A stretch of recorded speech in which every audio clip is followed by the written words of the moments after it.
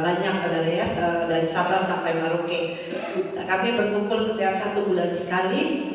Itu jumlahnya 12.000 orang, cuma pengerja dan gembala, bukan jemaat.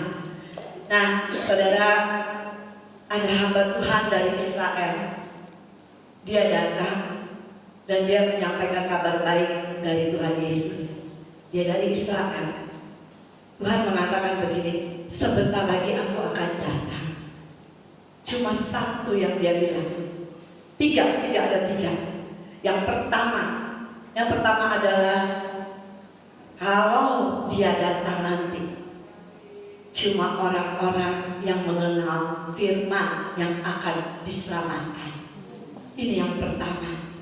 Jadi maksud Tuhan, bacalah firman Tuhan setiap hari. Pagi, siang ada waktu, malam ada waktu. Ayo baca firman Tuhan dari awal, pertengahan sampai akhir.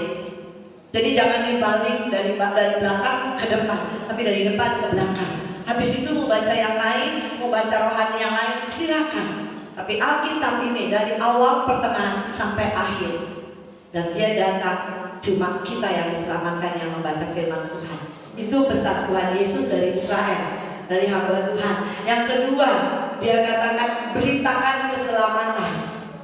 Jadi siapapun katakan, kami tidak mengkristenkan, tetapi kami mau memberitakan kabar baik, keselamatan. Itu yang kami beritakan. Yang ketiga, Tuhan katakan ya di atas ya, tidak di atas tidak. Jadi kita tidak boleh kompromi dengan dosa. Amin. Dan saya kemarin berjumpa dengan satu anak-anak Tuhan. Ini di Temanggung dan mereka adanya di Solo. Puji Tuhan kemarin saya bisa ketemu di Temanggung dan saya bisa ketemu lagi di Solo. Saudara, ini anak-anak Tuhan, tapi sangat amat saya kecewa. Saya menangis, saya bilang, kok berani anak-anak Tuhan. Jadi ada satu anak laki-laki menghamili wanita yang muslim. Dia bilang, karena wanitanya gak bisa ikut ke Kristen, jadi dia gak mau. Jadi disimpanlah aib ini. Tetapi saudara, kedua dia pacaran lagi dengan anak Tuhan. Nah, di sini saya diperhadapkan dengan dua anak Tuhan ini. Apa yang harus saya jawab? Saya gak mau kompromi sama iblis. Saya gak mau bilang, oh ya sini saya doakan kamu biar jadi. Saya bilang, coba cerita dulu. Apa ceritanya tentang kalian? Dan mereka cerita, saya cuma bilang sama anak laki-laki ini, kamu ini Tuhan tidak berkenan, maaf. Kamu tidak suka dengan saya, tidak apa-apa. Tapi saya mau mengatakan kebenaran, ya di atas ya, tidak di atas tidak. Seharusnya kamu minta ampun sama Tuhan. Kamu ceritakan dengan wanita ini, dengan keluarganya, bagaimana caranya untuk supaya dinikahkan. Bagaimana caranya kamu harus berdoa sama Tuhan supaya dia bisa ikut kamu, karena kamu laki-laki, kamu adalah imam. Tapi kamu gak bisa menyeleweng ke satu orang ini anak Tuhan. Anak Tuhan ini juga terima nangis-nangis, saya juga cinta sama dia. Gak bisa, saya bilang. Yang terpenting dari saya minta maaf. Kamu beresin urusan kamu ini laki-laki kepada yang wanita. Yang perempuan anak-anak Tuhan ini bereskan hidupmu. Saya gak mau, karena kita tidak boleh kompromi dengan dosa. Jangan katakan, oh iya saya doakan supaya kamu putus dengan yang Islam, kamu bisa nikah dengan yang ini. Enggak, itu bukan tujuan saya. Amin. Jadi kita sendiri diperhadapkan dengan yang mengatakan ya di atas ya, tidak di atas tidak. Ini satu hal yang saya saksikan kemarin. Jadi saya bilang, saya kecewa. Kok bisa seperti ini? Inilah kalau kita tidak kuat di dalam Tuhan, di dalam doa, di dalam ujian, penyembahan, dan juga tidak punya penguasaan diri, ini akan terjadi. Amin. Tapi saya percaya ketika saya katakan kepada mereka, saya berdoa, saya bilang satu-satu urusin urusan kalian dulu, minta sama Tuhan. Jadi saudara, ingat apa yang akan kita diselamatkan, yaitu cuma satu, membaca firman Tuhan. Dan juga keluarga tolong, hari-hari ini sudah dekat, Tuhan mau datang, ajak keluarga untuk berdoa, ajak keluarga untuk menyembah memuji Tuhan. Amin. Ya, mari kita baca di Yesaya 45 ayat yang ke-18 dan 19. Mencari Tuhan tidak sia-sia, saya ambil temanya. Ayat ke-18 saya baca, saudara yang ke-19. Yesaya 45 ayat yang ke-18. Semua sudah dapat? Sebab beginilah firman Tuhan yang menciptakan langit. Dialah Allah yang membentuk bumi dan menjadikannya dan yang menegakkannya. Dan ia menciptakannya bukan supaya kosong, tetapi ia membentuknya untuk didiami. Akulah Tuhan dan tidak ada yang lain. 19. Tidak pernah aku berkata dengan sembunyi atau di tempat bumi yang gelap. Tidak pernah aku menyuruh keturunan Yakub untuk mencari aku dengan sia-sia. Aku Tuhan selalu berkata benar, selalu memberitakan apa yang lurus. Amin. Amin. Beri kemuliaan buat Tuhan Yesus. Haleluya. Coba katakan ke sebelah-sebelahnya, kita tidak sia-sia mencari Dia. Kita tidak sia-sia mencari Dia. Haleluya.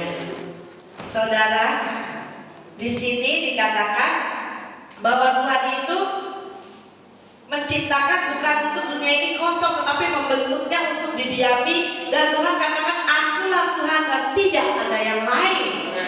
Amin.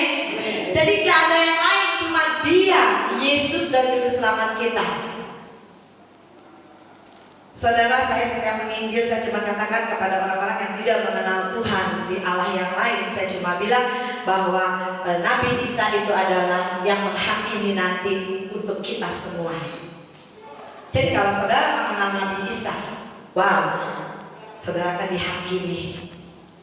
Kalau orang yang suka menghakimi orang, hati-hati. Karena di dalam firman, hanya Tuhan yang menghakimi. Kita tidak bisa menghakimi. Ya. Nah, yang kedua di sini dikatakan, tidak pernah aku menyuruh keturunan Yakub, bahwa kita adalah keturunan Yakub, saudara, untuk mencari aku dengan sia-sia. Aku Tuhan selalu berkata benar, selalu memberitakan apa yang lurus. Nah, dalam firman ini saudara, kita boleh tangkap kenapa hamba Tuhan dari Israel mengatakan seperti tadi. Yang pertama baca firman, ini ada jelas firman ini mengatakan bahwa cuma Dia adalah Tuhan, Dia yang membentuk semuanya. Seisi bumi ini dengan kita juga, saudara-saudara, di sini dikatakan kita harus memahami dan meladani firman ini. Firman ini mengatakan, coba ya, yang pertama adalah Yesus Kristus itu tetap sama dahulu, sekarang, selamanya. Amin. Coba saudara gerakan tangan saudara. Yesus dahulu, sekarang, selamanya, tetap sama. Amin. Beri kemuliaan bagi Yesus. Saudara, coba kita buka dulu di kitab Ibrani. Coba kita buka di kitab Ibrani. Ibrani yang ke-13, pasal 13, ayatnya yang ke-8. Ibrani 13 ayat yang ke-8. Sudah dapat semua? Ya, mari kita baca bersama. Yesus Kristus tetap sama, baik kemarin maupun hari ini dan sampai selama-lamanya. Amin. Saudara percaya? Saudara percaya bahwa Yesus sanggup dulu, sekarang, hari ini, sampai selamanya Dia akan melakukan apa yang Dia katakan itu selalu benar. Amin.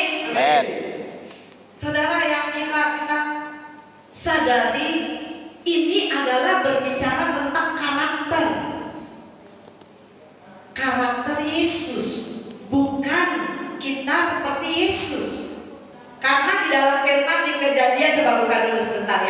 Kita buka di dalam Alkitab kita di Kejadian yang pasal 1 ayat yang ke-27. Di sini saya bacakan, maka Allah menciptakan manusia itu menurut gambarnya, menurut gambar Allah diciptakannya, dia laki-laki dan perempuan diciptakannya mereka. Amin. Jelas saudara, saya laki-laki perempuan diciptakan oleh Tuhan. Dia, oleh Allah, segambar dengan Allah. Makanya saudara, kalau saudara tahu bahwa saudara segambar dengan Allah, jadilah kita karakter seperti Yesus. Bukan kita seperti Yesus ya. Kadang-kala kita suka balik. Kita yang seperti kayak Tuhan. Apa artinya kayak Tuhan? Suka ngambek sama Tuhan. Sedikit ada masalah di gereja atau dengan teman, ngambek. Padahal saudara tahu bahwa saudara segambar dengan Allah. Apakah Allah pernah ngambek? Biar kita berdosa, tapi dia tak pernah ngambek. Coba saudara buka di 1 Yohanes 1 ayat 9. Coba buka dulu 1 Yohanes 1.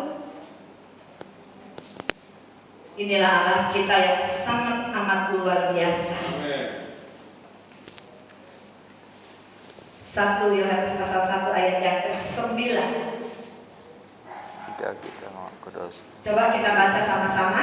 3, 2, 1. Jika kita mengaku dosa kita, maka Dia adalah setia dan adil, sehingga Dia akan mengampuni segala dosa kita dan menyucikan kita dari segala kejahatan. Amin. Beri kemuliaan Tuhan Yesus. Saudara, jelas di sini Tuhan itu tidak pernah ngambek. Tapi kalau manusia yang jadi Tuhan, orang minta maaf, dia nggak mau maafin. Tapi di sini nggak ada ya. Di sini semua luar biasa. Ketika ada orang datang, Bu, maafin saya ya Bu, saya salah. Tapi dia nggak mau maafin, dia bilang nggak bisa. Salah kamu tuh terlalu besar, terlalu berat buat saya. Loh, yang menciptakan kita aja mengatakan kok di sini ketika kamu mengaku dosa, Tuhan itu Allah yang setia dan adil. Dia mengampuni kita dan bukan cuma mengampuni, tetapi Dia sucikan kita kembali. Amin. Amin. Jadi kita harus tahu bahwa kita ini sudah suci, sudah diampuni dosa-dosa kita. Jadi apa yang terjadi di dalam hidup saudara-saudara dan saya, kita harus tahu bahwa kita sudah suci, kita tidak boleh buat dosa lagi. Ketika dosa itu datang, kita datang kepada Yesus. Seperti tadi pagi ada orang mengatakan, aduh Bu, doakan saya Bu, ampun Bu, saya terlibat dengan uang, dengan hutang sebanyak-banyaknya, bagaimana saya harus membayar? Saya bilang, itu kan kejadian karena saudara yang pakai. Saudara nggak bisa doa, Tuhan bayarin hutang saya, tidak. Tapi saudara katakan di dalam firman ini, Tuhan, aku mengaku dosaku, aku orang yang jahat, aku orang yang tidak punya pendirian, aku bisa memakai uang orang, akhirnya saya terlibat dengan hutang ini Tuhan. Itu kita mengakui dosa kita. Kita adalah orang yang tidak benar Tuhan. Aku adalah orang berdosa. Aku pakai uang-uang orang ini untuk kesenangan pribadi dan keluargaku. Tapi aku minta ampun hari ini Tuhan, ampuni aku, lepaskan aku dari segala dosa-dosa ini Tuhan. Aku mengaku hari ini Tuhan. Aku percaya ketika aku mengaku, Engkau mengampuni dosaku, Engkau sucikan aku lagi. Dan yang terakhir katakan, berkati aku Tuhan. Ketika Engkau memberkati aku Tuhan, aku akan membayar semua hutang-hutangku dalam nama Yesus. Saya percaya saudara, Tuhan dengar. Apalagi kita anak Tuhan yang selalu setiap pagi memuji Tuhan, menyembah Tuhan, doa 10 hari di sini, hari Minggu ada di rumah Tuhan. Saya percaya Tuhan tidak pernah tinggalkan kita. Amin. Pasti Dia akan bayar. Saya pernah terjadi saudara, pernah terjadi kepada saya. Saya minta ampun sama Tuhan, dan Tuhan berlipat ganda memberikannya. Dan itu janji kita harus bayar.